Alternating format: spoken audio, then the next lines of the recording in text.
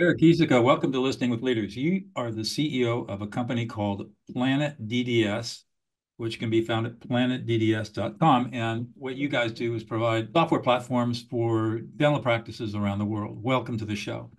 Thanks for having me. Let's start off. I always like to start off with, for my audience, a little bit about your backstory. How did you get to where you are today?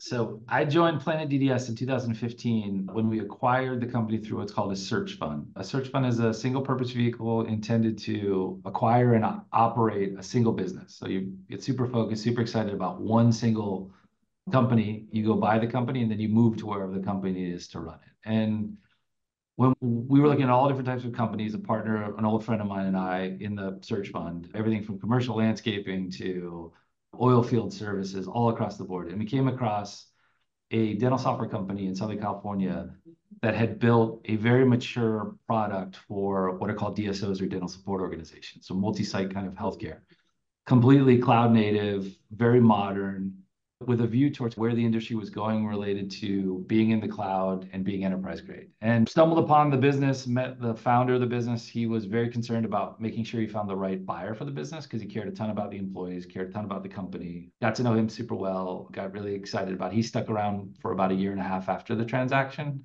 to help us move through it. And then just joined the company in 2015, moved out to California, and have been the CEO ever since. Good for you. And you guys are based down in Orange County, Irvine, Newport? Yep. Yep. Irvine, California. Irvine, okay. Yeah, I grew up in Southern California. Know it well. Oh, nice. What part? I grew up in San Marino. Oh, cool. Very cool. Yeah.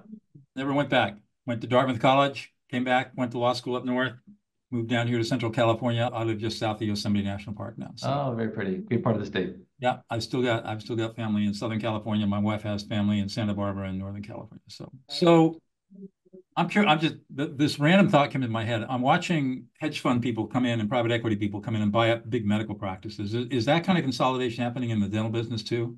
Very much. I'd say dental is probably a bit further behind some of the other healthcare verticals when it comes to consolidation, but for all the same reasons: the benefit of scale, the benefit of standardizing service, patient care, some of the operational efficiencies around centralizing services for the actual clinician, so that a doctor doesn't have to necessarily worry about back office things, can focus primarily on patient care. It's happening. It's just probably, I would say, 10 years behind what's happened in other medical. And how does that consolidation affect your business? So we offer cloud-based practice management software and other mission-critical kind of system of record software. So you think imaging, think the dental x-rays that you take in an office, think about the scheduler and all of the things that run the office. You become multi-siter as you consolidate. Being on multiple systems is untenable. The systems don't talk to each other. The patient record doesn't travel. It's very hard to pull data off of separate systems. So being on a one centralized cloud-based system makes scaling and operations so much easier. So that consolidation is very much driving, at least in our segment, a shift to the cloud. Wow. So that's what I thought. I thought, well, I bet hedge fund or private equity consolidation is going to help you guys grow and scale. As practices are consolidated into single organizations, it's going to be your platform that people are going to choose to use. That's the hope, anyways. Yep. That's what we see. That's what we see happening. Mm-hmm. So you've been doing, tell us a little bit about your work before you came into Planet DDS. I looked at your LinkedIn profile. It looked like you have a lot of background in investing, private equity or VC investing, something like that. Tell us a little bit about that.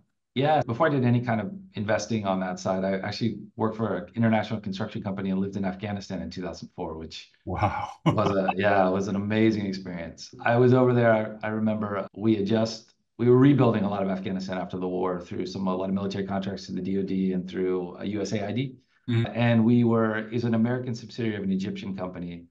And because of the relative kind of religious type things of having lots of Muslims, construction folks in a country like Afghanistan, where that was critical, I think, to be able to work with the local population, we were given a ton of work. And we didn't have a lot of people, not surprisingly, I was 24 at the time, that were willing to move over there. So the CEO came to me and said, "Hey, do you want to go to Afghanistan?" I said, "Do what?" Because I don't know, let's go figure it out. And I was like, "Sounds good." So he goes, "If you don't like it, you can come back." So I lived over there for a year and was integral to a lot of the construction efforts. It was a great experience, learned a ton, worked a ton because there's nothing else you can really do over there. But I had a tremendous influence and I really got a thirst for entrepreneurship. And so then I went to get my MBA and I did the first search fund, which was a bottleless water cooler company, which was the first experience in investing. So let's stop there before you go on search fund. I haven't heard that. I've heard of SPACs.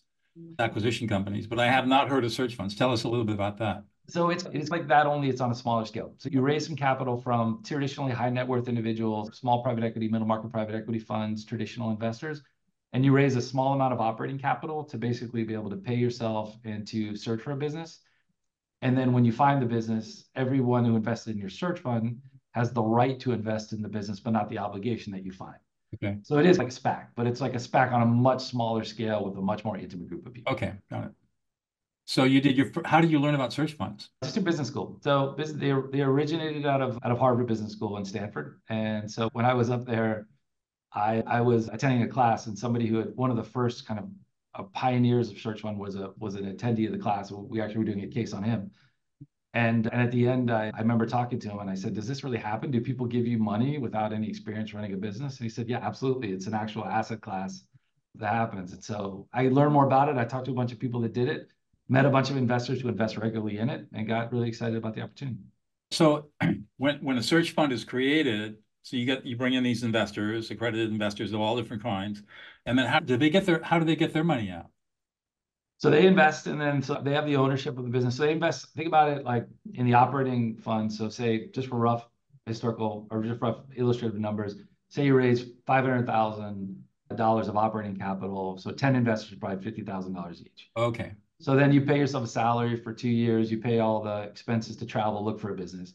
Then you find a business, say for $10 million. Okay. Each one of those investors, if you have 10 investors, have the right to invest $10 million. And then someday you sell that, hopefully for some multiple of that $10 million. Got it. So that's when you return the capital to investors. And that's where, as a searcher, you earn into some of the value created. So rather than a VC model where you've got a portfolio of investments, a single company investment, you're very picky about the company you decide that you're going to invest in. Yep. 100%. Because you move to wherever the company. Post-COVID, it's changed a little bit. People are doing it remote. I think it's harder to do, but typically the traditional model is you'll relocate. And thankfully for me, it was Southern California, which they weren't pulling my arm to move to a place that wasn't pretty nice and fantastic. But usually you have to be pretty excited about the company because it's the next 5 years of your life. And you're not doing other investments. You're not doing other things. You are full-time focused on running the company that you buy. So is a search fund just created by one person like you? You create the search fund and then you're the guy that's going to be running the business once you acquire it?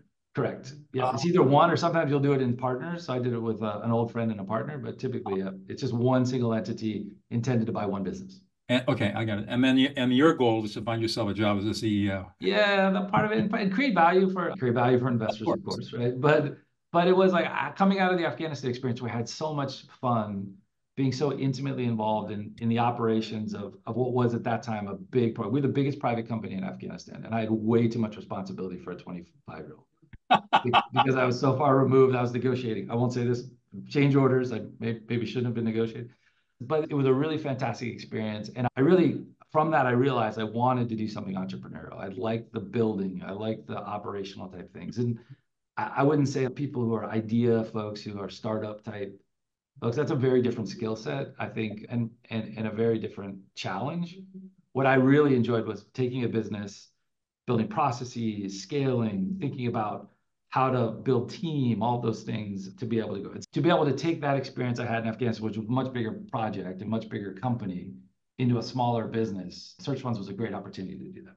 And so let's see, you said you got started with the company in 2015? Yeah, 2015 we acquired. So it's been almost 9 years, almost 10 years. Yep. How's the company done? It's been great. So we've gotten to 2 recapitalizations. We sold the business for the first time in 2019 to a software growth equity firm out of New York called Level Equity. And then we recapitalized a partial capitalization in 2022 with Alkaline Capital Partners, which is a software growth equity firm also out of New York. And we've grown. We bought the business. We were 25 employees. Today we're roughly 340 employees. Wow. Yeah, we've scaled quite a bit now. Wow. And it sounds like there's a lot more opportunity for growth. Yep. Yeah. The industry is still very much in both those trends. You talk about consolidation and shift to a cloud solution. Both those are very early innings, and we think we're pretty well positioned with having the product that benefits from both. Is there much competition out there for the kind of solutions you provide? There's definitely a lot more competition in the smaller end of the market. So a lot of the mom and pop, kind of what we call single shingle dental. In California, you see them there in every mall. Strip mall, it seems like there's a dental office out there. You can't throw a stone without hitting one. There's less competition in the multi-site DSO space. It's just harder to break into. The product has to be much richer and deeper functionality. And so there's some competition in that space, not as much as you probably would anticipate right now. But there's also, this is mission critical to these groups. It takes a long time to build the credibility to have a software platform and to be a good partner to these groups that it's hard to break into, which I think is why there hasn't been as much competition. That's both an opportunity and a little bit of a threat. Yep. The opportunity is if you can have the patience to build the trust, then you get and deliver, you have a loyal client. And as the client grows, you grow. Yeah. And it also does make it challenging to grow because the difficulty of switching software, as you can imagine, because it is mission critical and it's complex. Yeah. So our customers are great. Like, we've had customers since 2005, since the company was founded, that have been with us, and most of our customers are very happy. But the most difficult part of what we do, and we always work to get better, is making it easier to switch to our software, which I wouldn't say we've entirely cracked that nut. We've worked hard on getting better at it, but it's still tough. Yeah. So I'm curious about what it is that's unique about you that you bring to the table that's made all this work. I think it's interesting. I was meeting this morning with a searcher as well, and we were talking about what makes a successful searcher versus not. And I think there's an element to when you buy a business that you know nothing about, and in most cases you spend maybe 60 days diligencing it. You talk to some customers, you maybe pull some things off the internet related to industry, but you really know nothing about the business relative to the people at the business. And I think what makes successful operators or searchers is the recognition and humility that nothing. And the respect you have for the people who have taken a business, in our case, from $0 to X million of dollars in the period of time. That's a very difficult thing to do, to get product market fit, get the first customer to say yes. And so I think if you can bring, obviously, your capabilities, process, like analytical mind, all things that I think are necessary in order to scale and grow a business. But where people fail the most, and I think where you have to be successful, is you have to come in with the humility to recognize that you don't know everything, that the people who built the business and founded the business had tremendous success in doing that. And so listening, as we'll talk, I'm sure, about, is a key part of that, to be able to show that humility and also to learn, because I think there's so many things you have to learn. And if you try to change things too quickly or make assumptions, or you can end up really just disrupting the apple cart a little bit in ways that aren't effective. I suspect that you learned a lot of that in Afghanistan. I couldn't listen as well because I didn't speak the language. No, I'm just kidding. But you definitely had to be humble in a place like that, where you're coming from a totally different culture, and you're just trying to understand necessarily like what makes people tick and what motivates them and how they view the effort you're trying to do. And interesting that I'll tell a funny story about that in terms of perspective and humility. When we were there, we were building for the Afghan National Army these big latrines. So basically they were maybe bathrooms and showers for Afghan National Army. And we bought these enormous water heaters, industrial sized water heaters, and they kept burning out. And so we'd have these meetings with the U.S. Army Corps of Engineers every Wednesday, I think it was. And 3 Wednesdays in a row, we'd have a different water heater burn out. And so we were trying to figure out why. And at one point, the captain, I think, of the Army, who was in charge of the whole base, comes in and it's like, my Marines need hot showers. These things you guys are providing, these really crappy hot water heaters. And I said, let's go take a look at the latrine. Let's go figure out what's going on. Let's just walk over. So we walk over and we realized that the Afghan soldiers had converted all the water heaters into rice cookers. And we're cooking rice. And so it was our idea of what the money we spent and the investment we made on what we thought the Afghan army wanted, which was hot showers, like everyone else, because it's cold in Kabul. But they really didn't care about that. They really just wanted to cook rice. And so it was a little sheepish day for that army captain when he saw that. But it was a great learning experience too, to understand the humility of approaching a situation with the fact that maybe you don't have all the answers. Maybe there's a little curiosity that you need to employ in order to get. Let's pivot to listening. This podcast is called Listening with Leaders because, as a person, a former trial lawyer turned peacemaker, I think listening is the foundational skill of life. And I'm always interested in listening to people like you who have a interesting and broad experience base about how you learned how to listen, because we're not taught how to listen. Whereas children were ordered to listen. In school, we're ordered to listen. We're told to listen, right? It's a command. But no one ever teaches us how to do it. And so it's something, unless you meet somebody like me, where there are very specific listening skills that you can learn, You just got to figure it out. And I'm curious about how you figured it out, because you obviously did.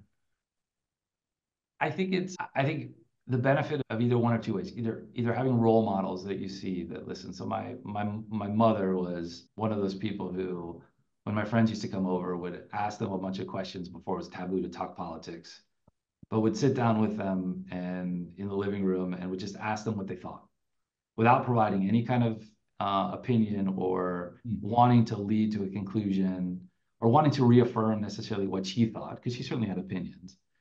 And I think witnessing that throughout my youth, and as we got into later life, and particularly today when nobody does things like that, my friends all remind, when we talk about her, we always remember how unique that was and how much they enjoyed it and how valued they felt from the fact that somebody was asking really what they thought and in a genuine kind of curious way that wasn't just superficial in a conversation way. And so seeing that take place and seeing the effect that that had on the relationships that she had and the love that she had amongst my friends in the community, like that was massively impactful in terms of who I was. And we're always shaped by our parents. We're shaped nature, nurture, right? And part of that probably might be nature because I'm my mother's son, but I think a lot of it, the experience that I saw her to be able to do that. And then taking that forward and going through different situations in life and all different types of things from relationships to work things, it's like as you understand and seek to understand always, which requires you to listen first. It's like you can't necessarily, and today we always want to bring forth our opinions, and I think we just want, we want a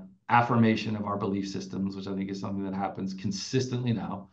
I think if you come in with the idea that you don't know everything, so there's a humility aspect, and you have curiosity that others might. I think if you believe both those things, you can't help but listen. Yeah. You just said something that I want to highlight because it's a critical issue, and that is that people want to have, people have a deep need to be validated. That is the essence of human relationships. We can talk a lot about love, but at the bottom, everyone wants to be heard. They want to feel like they've been heard. And I have worked as a mediator in some really difficult conflicts. And as soon as I could get people to a point where they felt they were heard, they calmed down and the problem solved itself. So I learned a phrase I use, I call it listening other people into existence. And when you can listen other people into existence, they feel heard, they feel validated. And if you're a leader, you become a leader that everyone wants to follow because they feel good because they know you get them because you hear them. I think that's the key to all of this, I think. Listening from the speaker's frame of reference, and making sure the speaker feels.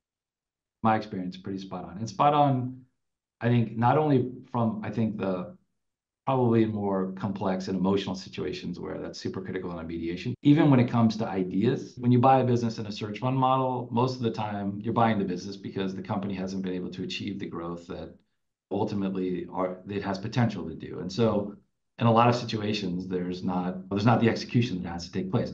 But that doesn't mean that people at the company don't have great ideas. And that doesn't mean that validating those ideas and coming in and saying, what would you do in this situation? How would you solve this problem? Like that not only surfaces great ideas that you certainly don't understand because you're new to the business, it also builds trust and the validation you say, not just only on the emotional side, but also on the, hey, this person is invested in me and they want the business to succeed. And I feel heard and I feel involved. And that's all emotional. It's all emotional connection. Yeah. And when people feel heard, especially by a leader, they're going to, to your point, there's going to be instant trust and loyalty and connection built, which allows for collaboration and teamwork to grow and for people to feel safe and produce. And that's exactly what happens. Not many leaders get that. It's really cool to hear you talking about that because a lot of people give it lip service, but they really don't understand the power of all of this. The interesting thing that I do, that I teach people, is I teach people how to listen to emotions rather than to words. Because you can be in any, I'm sure, think about the last meeting you were in where there was a little bit of upset or disagreement or a little anger or a little edginess. Until you deal with that emotion, whatever those emotions are, nothing productive is going to happen in the meeting. So what I teach leaders to do is listen for those emotions, reflect the emotions to whoever's got them, and wait until everything settles down. The whole thing will take about 3 minutes. Once they settle down, now you can start getting productive. But if you ignore it or try to put it down or stop the emotions, your people are going to be shut down for the whole meeting and nothing's going to happen. Yeah. Really, What are some of the techniques you use to acknowledge that and to diffuse that in situations? really simple. Three steps. Ignore their words, read their emotions, which our brains can do automatically. That takes a little bit of practice, but most people can learn it very quickly. Read their emotions and then reflect back their emotions with a you statement. So I would say, supposing we're in a meeting and you're upset, I said, hey, Eric, man, you're a little pissed off. You feel disrespected, you don't feel heard, and you feel unappreciated and unsupported. And you're a little anxious and concerned about that because you think it's important that your ideas be heard out there, and they're not. And actually, it's making you a little sad because you don't feel connected and part of the team. And that's what you're really looking for. And if you think about it, it's pretty annoying and makes you a little angry. Yeah. And you can see you're not angry at all, but did you? I feel diffused right now. I wasn't right. And there's some really powerful neuroscience about why this works the way that it does. But it works on every single human brain. And even if you're not upset, just like right now, you can feel it land and feel, wow, I feel a lot calmer. Yeah, I do. Yeah. It's amazing, isn't it? And then what will happen is that person in that meeting will say, thank you. That's exactly right. I said, okay, cool. What do we need to do to solve the problem? To your point, we go back right to what you do, which is ask that open-ended question and engage them in a whatever's appropriate, dialogue, negotiation, problem solving, whatever it takes. But don't do any of that stuff until you've got them emotionally de-escalated first. They feel validated. Yeah. No, that I think that's great. I will absolutely use that. Yeah. Yeah. I mean, I wrote a book on this. You can go out and get my book, De-escalate, How to Calm an Angry Person in 90 Seconds or Less on Amazon. The book describes how to do it. And of course, I coach and teach people how to do this stuff too. That's cool. This is great. You're doing some really cool stuff, and I love your attitude. You go out, you find people to trust you to raise the money to pay you to go find a company, negotiate a deal, come in, work with the founder owner for a year and a half or so. Now you take over a step in, all the lessons you've learned about humility, not being aware of what you don't know, having some skill sets that maybe the team doesn't have that can be utilized to scale the business, and listening to people and getting them cohere as a team to a vision that you have of what's the possible. And you go from 25 employees to 350 employees in 9 years. Yep. Pretty cool. Yep. Good job. You got to be proud of yourself. And you get to live are you living in Newport Beach or Irvine or? Yeah, Costa Mesa, not bad You're living. living a life. Down in Orange County, pretty nice area down there. Not a tough place to live for sure. Not a tough place to live. Although I couldn't handle the traffic. That's why I moved up here. Yeah. How far from Yosemite are you? I'm about an hour from the South Gate. Oh, okay. So if you triangulated from Yosemite, which is a little bit to the north, and then King Canyon Sequoia, which is a little bit to the east. I'm in the triangle part at the apex of the triangle. So Yosemite this way, and the other two other national parks are that way. So are you in the Sierras? Just in the Sierra foothills. Okay, nice. I'm pretty low. I'm below the snow and above the fog for the most part. Northeast Fresno County, but I can be skiing in an hour. Oh, nice. Mammoth is the closest ski resort? No, Mammoth is on the other side of the mountains. You can't get there from here. Mammoth is only 50 miles away. Yeah, I was about to say, it's but you can't get there. I got to drive all the way down to Bakersfield and come all the way back up. Oh, yeah. So there's no pass. Tioga, but it's closed in the winter.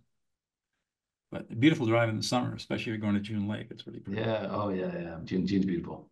Anyways, one more question. I'll let you go, Eric. What's one thing about yourself that we would never know unless you revealed it to us? Oof. One thing about myself that I never know. I would say probably it is that I think everybody suffers, I think, from a bit of an imposter complex. And maybe this is one way to answer the question, maybe not exactly answer the question, but I think as you go through these situations, I think this is part of being a leader probably is to try to mute this a little bit, but you're constantly questioning whether or not you're the right person to be able to do these things. And so I think I've developed a sense of just general confidence and maybe competence that reflects that. But I think it is hard to see. And I think the leaders do a good job of, again, not probably putting this forward as much, but there's always a notion of, and as you go from 25 employees to 350 employees, and I always say this to our investors, like every day I'm the CEO of the biggest company I've ever run. And tomorrow I'll be the CEO of the biggest company I've ever run. And it is not having all the answers and not necessarily always feeling as confident about maybe as it maybe seems. So I think that's probably one thing that I had this conversation just the other day with somebody about this actually, where I think everybody who goes through a situation in a search fund like this it suffers this as the business scales and you see the success of the business and you self-reflect on who you are. And I think it's like everybody probably deals with that a little bit. And then you realize you go to one of these trade shows and people want to meet with you, and you look at yourself as the same dude who wears the same sweatshirt and clothes that has done this all the time, and you forget that maybe at some point you are somebody in an industry that's been doing it for 9 years that now is the CEO of a company that most people know. Though those things I think probably I don't show as much, and I think I'll share with you. First of all, that will go away yeah, as you get older. I think I overcame that feeling of what the heck am I doing here? I don't belong here. yep, When I was actually the board of directors of our local public television station, and I was leading with our CEO the digital transformation back in the 90s. And I learned a really important lesson, and that is that leaders don't do, they be. And I didn't have to do anything. I didn't have to have the expertise. I didn't have to know how to raise the money. I didn't have to know all the engineering stuff and all the equipment that had to be purchased and installed and everything. I didn't have to know any of that stuff. All I had to do was be me and hold up space for everybody to do their thing. well, And once I had that realization, all of that doubt went away on all my leadership stuff. And I had that insight, and then I just started watching, and I just said, they're not expecting me to do anything other than just be me. And that's all I have to do is just show up and provide advice and my wisdom and provide a little direction when it's needed and help the CEO problem solve. But other than that, I didn't have to, there wasn't much to it. And that's when finally I got rid of that feeling of self-doubt. yeah. So just don't do, be, and see how that works for you. That is a great piece of advice as well. I'm gonna pick up your book. I had a meeting yesterday that I was thinking about how I would have handled the situation differently. And I don't think I handled it super poorly because I don't think it was dismissive of the conflict, acknowledged the conflict, but I certainly didn't diffuse it the way that I felt diffused, even though we didn't have conflict that you handled it. And I think that's great. It's a skill set that will transform your life. Anyways, I really appreciate your time today. And Eric, it's been great talking to you. And